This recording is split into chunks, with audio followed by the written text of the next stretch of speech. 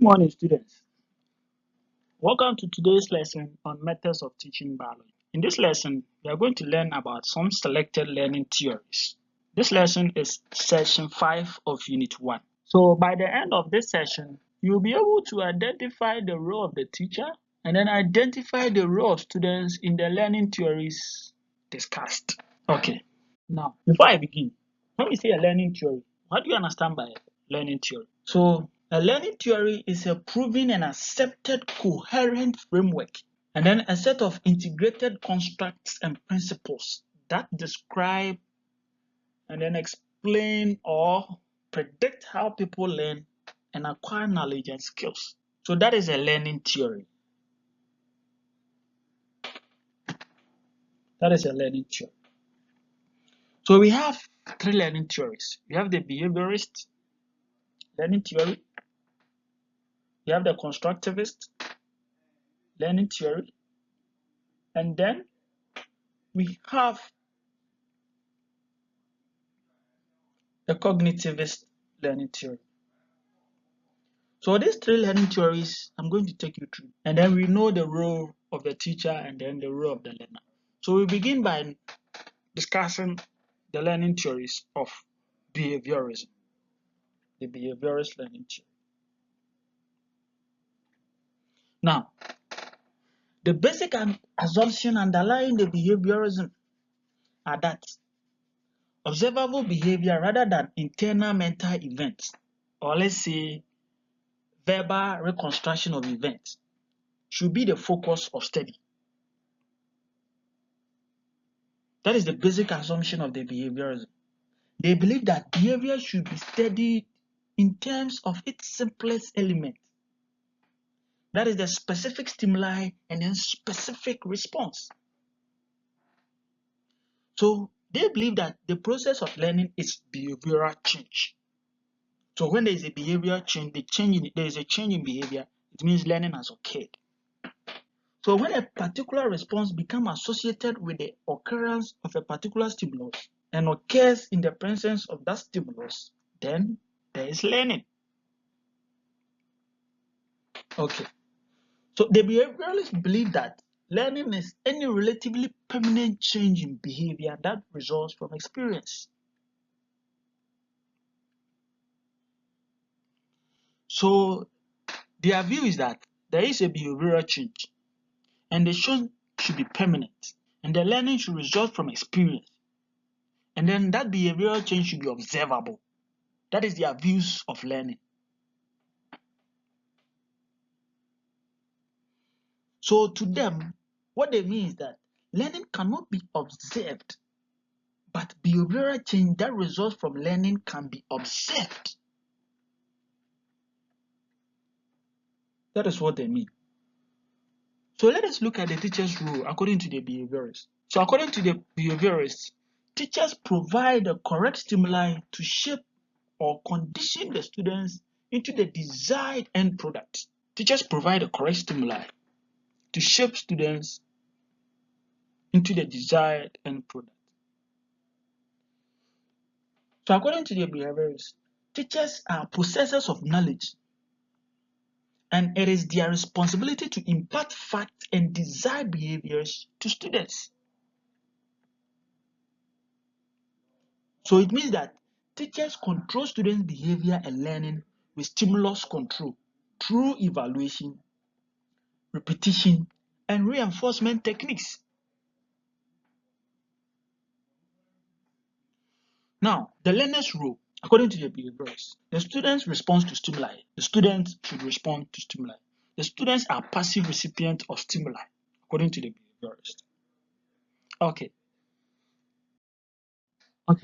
The next learning theory is the constructivist learning theory. Now, the constructivists indicate that knowledge is created rather than acquired. So they believe that what we know of the real world stems from the interpretations of our experiences. That is the constructivist. So to them, the mind filters input from the world to produce its own unique reality. That is according to the constructivist. So they believe that students should actively construct their knowledge from their personal experiences with others and then the environment. Now, the role of the teacher, according to the constructivists, the teacher is a facilitator.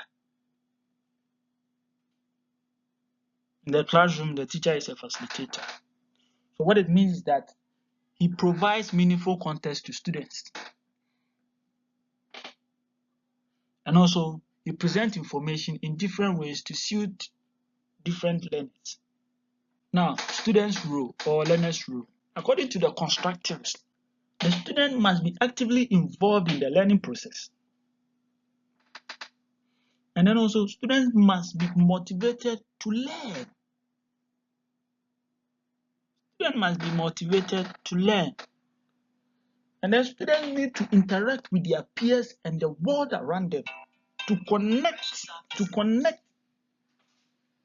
new topics and concepts to their pre-existing knowledge and experience. Constructivist theory of learning. We move to the cognitivist. So according to the cognitivist learning theory, they place emphasis on understanding thought processes and then how the mind processes and stores information. That's the cognitive, that is the mind. So according to the theory, humans learn by organizing information and then finding the connection between existing and new information. That is according to the cognitivist.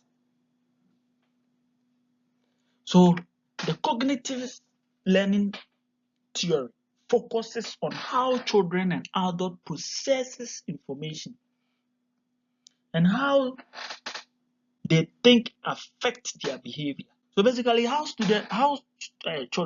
children and adults process information, and then once they process the information, how the information is going to affect their behavior. So the cognitive theory defines learning as say a relatively enduring change in mental structures that occurs as a result of the interaction of an individual with the environment.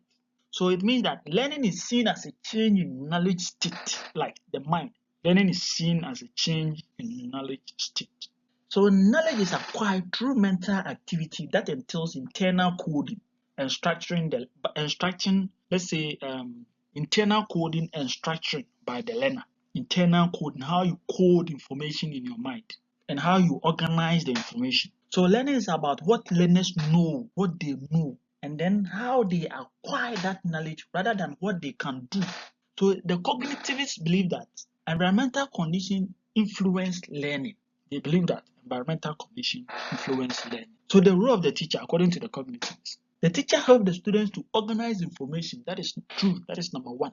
The teacher helps the student to sort out interfering information. That is correct. The teacher helps the student to relate information to new contexts. Again, the teacher encourages active involvement of learners in the learning process and also help learners create mnemonic devices. So these are the role of the teacher in the cognitivist classroom.